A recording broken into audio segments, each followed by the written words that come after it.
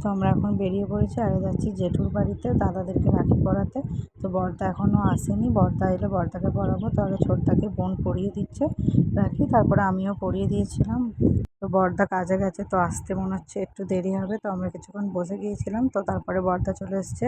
বর্দা আসার পর বর্দাকেও রাখিটা পরিয়ে দিলাম। আর যেহেতু আমার ভাই আসতে দেরি হবে, তো বড় মা বললো যে এখানে খেয়ে যেতে। তো বড় মা এখানে আমাদের লুচি আর আলুর তরকারি দিয়েছে। আমরা খেয়ে বাড়ি আসলাম। বাড়ি এসে আমি আর বোন দুজনকে রাখি পরিয়ে দিলাম।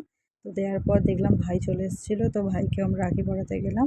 তো এখানে ভাইকে রাখি পরানো হচ্ছে। আর এই হচ্ছে আমাদের গিফট, চকলেট আর কিছু টাকা।